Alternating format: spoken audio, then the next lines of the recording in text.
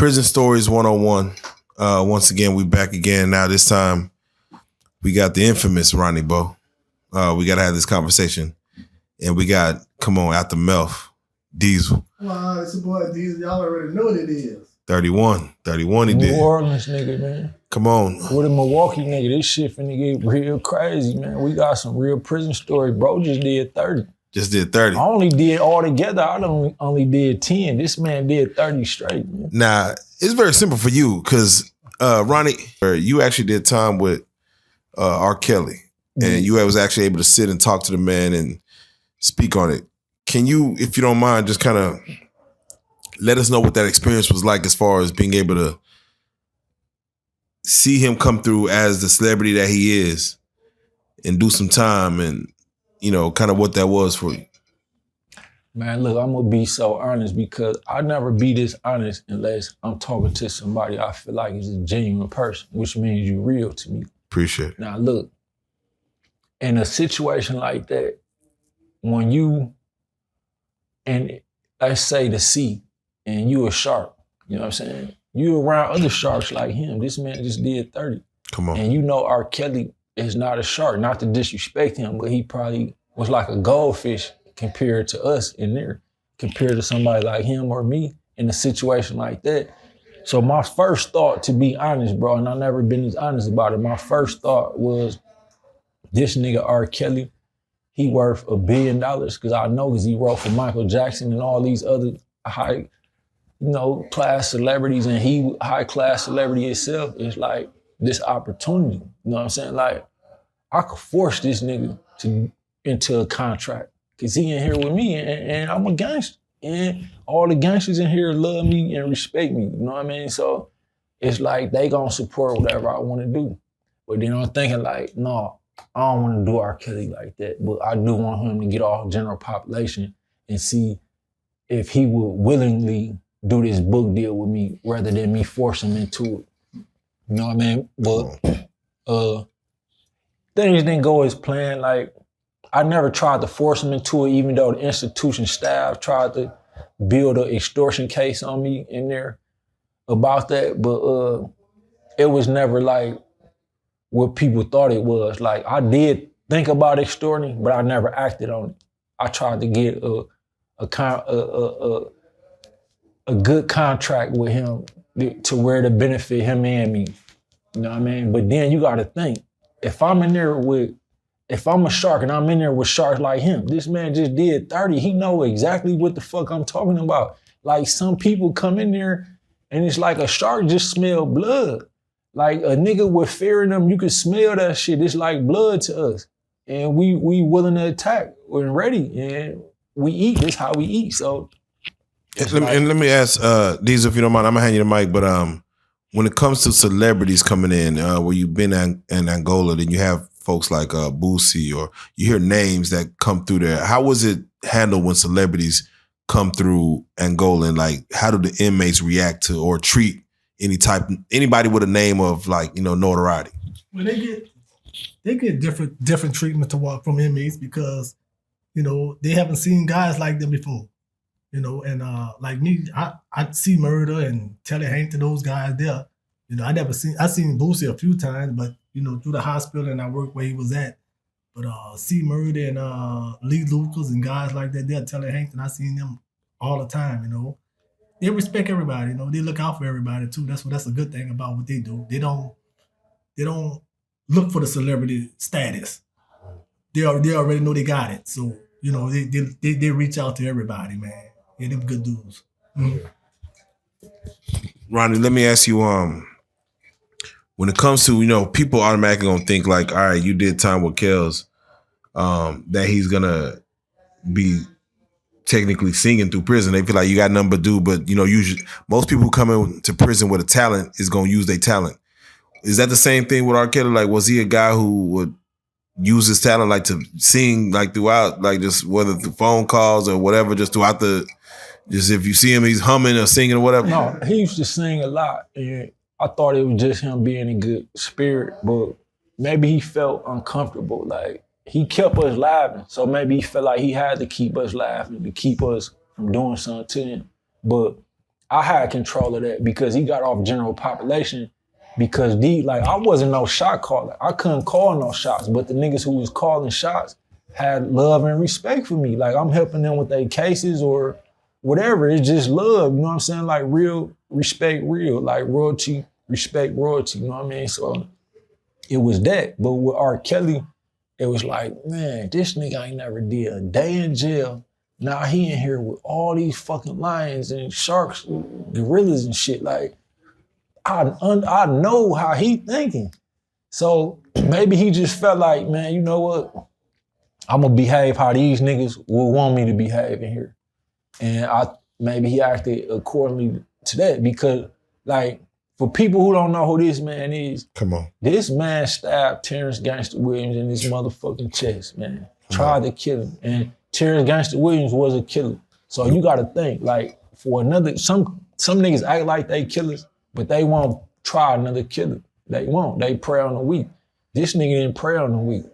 He tried to kill a motherfucker who was known for killing motherfuckers. You know what I'm saying? So it's people like that who gravitate to other people like that in the feds. That's why when we was just talking before the interview, I was supposed to do the interview by myself. Yeah, I could have asked Terrence Gangster Williams or Penn McKeon or somebody else to do the interview. No, I didn't want them niggas to do no interview with me. You heard me, I kept pressing. I want him to do the motherfucking interview with me. You know Come on.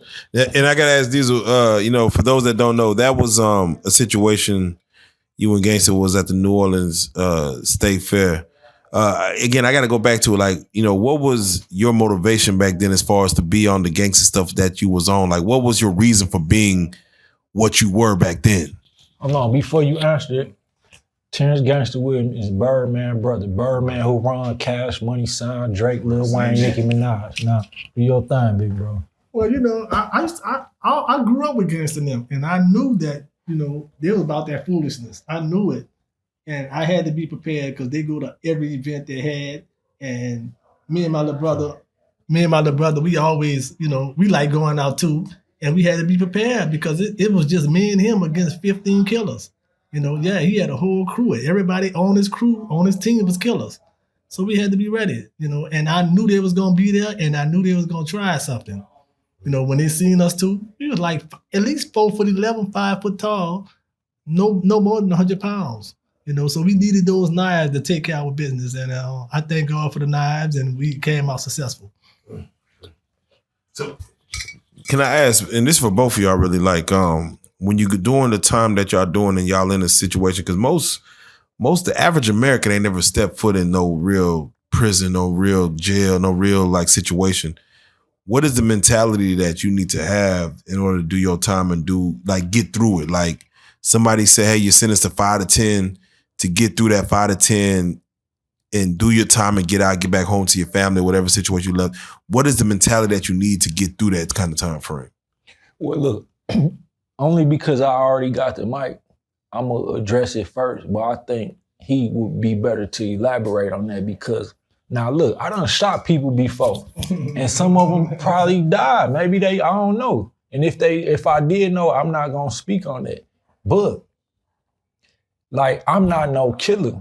I'm not. If I had to shoot you, it's because you put me in a situation or I felt like, it's like, I gotta react or you gonna think I'm just a pussy ass, hoe ass nigga. So you forced me to do that. Otherwise, we could have just fought. And I'm the type of nigga, I'd rather just fight than take a life. But then you have real killers. You know what I mean? This man did 30 years. So his mentality is way different from my mentality. Like, admittedly, people from my city, if I say I never shot nobody, it's people who done seen me shoot somebody, so I can't lie about that. But nobody ever saw me kill nobody. And because of that, I'm not gonna ever say that I killed nobody. You know what I mean? And I'm not gonna say he did too, there ain't no statute of limitation on that. All I'm saying, based on the talk I had with him personally and with Gangster, Terrence, Birdman brother confirmed, he one of them ones. So I'm gonna let him answer that. The mentality that you have to do your time. I mean, you had to be, whatever. When I went to prison, they didn't care what you did on the streets. You had to prove to them that you was actually about that there inside of the prison. You know, what you done on the street, that didn't count no more. until you put it down in the prison system, that's when you got your respect, you know. And I was ready to die for my respect, you know, and they knew that, you know. Yeah, so you had to be ready. You had to be ready. Ain't no such thing about what you did. I didn't kill 10 people on the streets. Okay, what you did in Angola. You ain't kill nobody in Angola, you ain't hurt nobody in Angola, you ain't about that. So I'm gonna try you. I'm gonna see if you about that. And so many dudes who's supposed to be soldiers, they lost their manhood. They wasn't about that without that gun. Yeah. Hands and knives, they busted open. That's what they was doing. Man, preach. That's right. That's what they was doing. That's what I said. Now you see what I'm talking about. Oh yeah, nah. Now you see why Nah, these are I lessons. asked this nigga to come on with me. I didn't ask Gangsta. I didn't ask Pimpin' Ken. These I are asked lessons. him. Like, this the shit people really need to hear. Because can't nobody give it to you this raw unless they know what's really going on and been Come through. on. So I have to ask, when it does come to doing time, can you do that time with someone else? And meaning someone outside of like maybe a mother, a girl, your kids. Can you do it with someone on the inside, a celly, a cousin who's in there, a brother? Or do you have to do that time by yourself? From my experiences, I can only speak for myself. In there, you gonna be by yourself. Even if, like, I was with the GDs in there, I still felt by myself because them niggas could turn on you in any minute too. Like, you gotta really be able to stand on your own motherfucking 10 toes. Like, you got 10 motherfucking toes for anybody who ain't disabled. You gotta be able to stand on all 10 of them motherfuckers by yourself first of all. You know what I'm saying?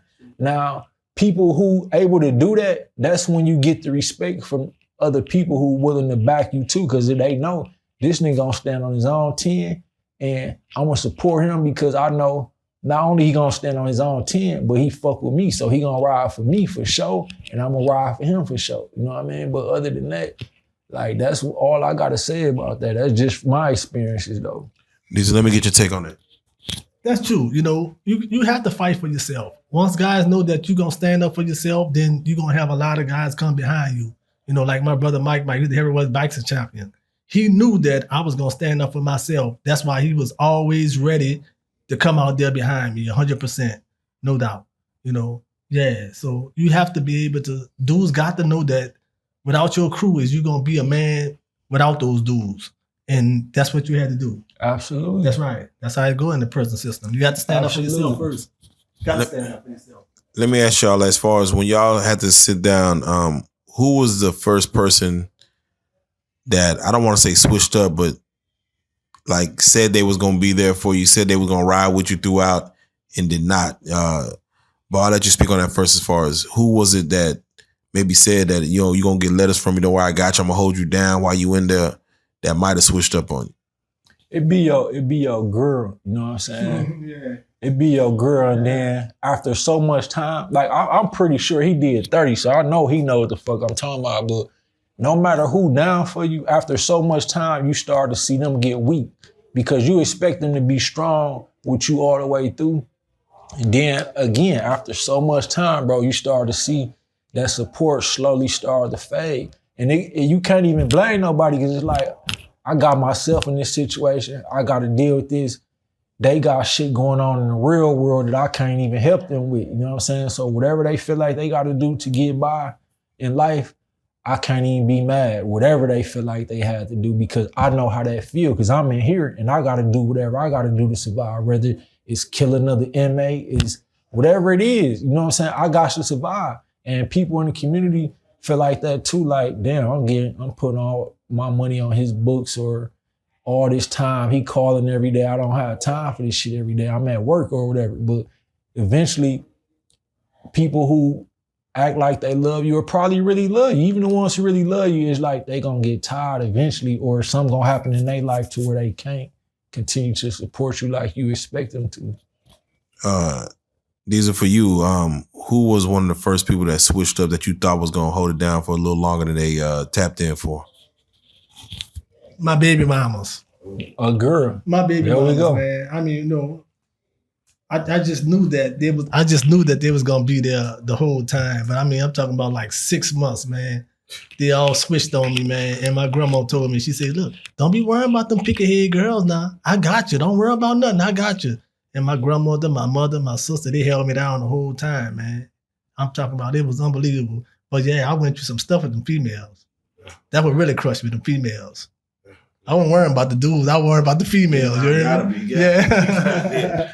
Yeah. Man, Bo, last question, man, in regards, man. Of course, again, this is Prison Stories 101.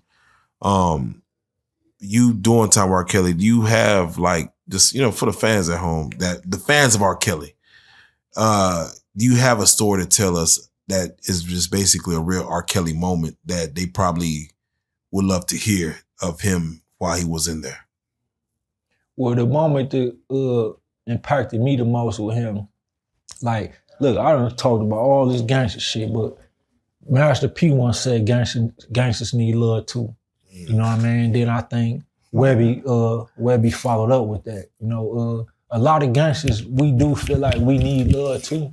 And I'm a gangster, you know what I mean? And it was times where it's like, damn, no matter how hard life done made me or how cold it made my heart, I still feel like I need motherfucking love.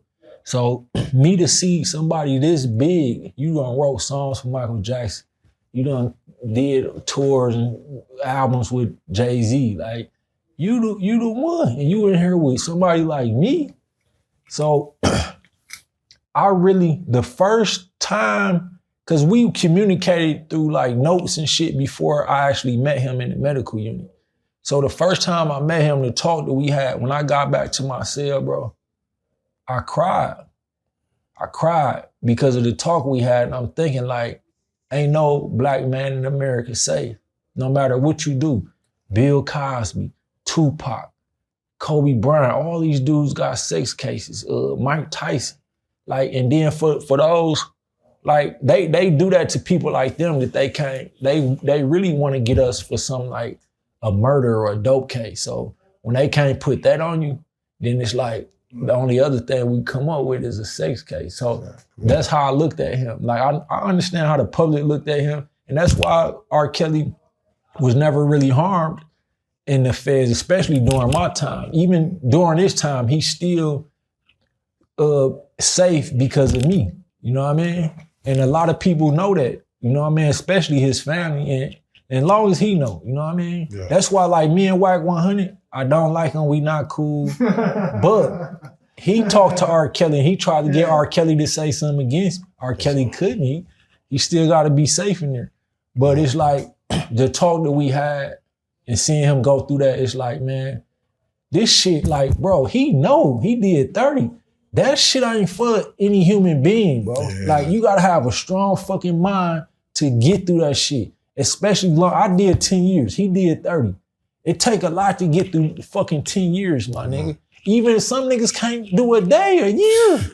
You know what I mean? Them niggas get to telling or whatever. Yeah. You know what I mean? Like, so that's why with me only doing 10, when you meet a motherfucker who did 30, you thinking like, how the fuck did you do 30, my nigga? Yeah, and you still standing and you look fucking young still, my nigga. Cause that shit will stress you to where you looking old as fuck. It is hard to contemplate that someone could spend half their natural life, half their natural life. People who can't tell, my nigga, when I get my fucking haircut, I get a lot of this fucking spray. Because that shit stressed me. My shit started receding. Man. You know what I mean? And when I got out, it didn't fucking stop receding. You know what I'm saying? You know what I'm saying? See a motherfucker do 30, my nigga. That's why I said, like, Gangsta, I think he did down there that time too, but still though, it's like, it's still like, when I first looked at him, bro, like, cause I'm in Dallas, my nigga. It's sharks and gorillas out here, drug dealers, killers, you know what I'm saying? This ain't my jungle. In Milwaukee, I might be the king of that jungle. But out here, this foreign land, I don't know what's going on. You know what I mean? When I seen him walk in with Gangsta, the first thing I'm looking like, okay, I know Gangsta. Me and him did 3 interviews together, but the nigga who he with, he trying to look humble and shit. But I could tell, I've been around killers. I did time around killers. This nigga, before I had a talk with him, I knew this nigga a killer. And I get to thinking like, man, because I had a situation with Birdman and Lil Wayne in 2009 where I had to sue them for stealing my song. And me and Gangsta talked about that, but Gangsta later got cool with Slim. And you know how close him and Baby is, so I'm thinking like, Man, the gangster bring this nigga up here to kill me, son. You know what I'm saying? I'm looking. Head on the swivel. But so Head on the swivel. I had to like holler at him and make sure, like, let me check the nigga temperature, make sure, and it was all love, and I could tell real love from fake love. It was real love, so it's like that's why I kept standing on it, like, bro, no, I gotta have him in the motherfucking Nah, interview, got to. Nah, for real. This interview. Yeah, nah, he said I invited you into the situation. Nah, that's love, man. I appreciate you, brother, man. Yeah, That's love. What we like to do normally as we end this, man, because again, this is a cautionary tale for the young kids that's out here taking penitentiary chances and might end up in a situation where they got to do time. And we want to make sure that we give them words of wisdom of what they need to do, not to end up in a situation where y'all had to maybe either fend for your life or get some money to feed your family or whatever it was that got y'all jammed up. Any words of just words of wisdom you could give to the audience members out there that may be taking penitentiary chances. I'll start with you, Bo. Absolutely.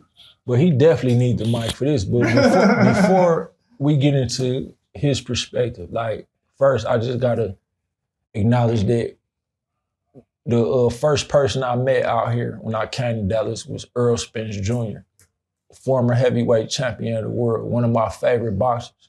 He lost to the only other boxer that I liked it more than him, Terrence Crawford. You know what I mean? But he was known as the truth. And you know, they say the truth hurt. So I'm gonna give it to you like this, like, man, most of you niggas couldn't do 30 days.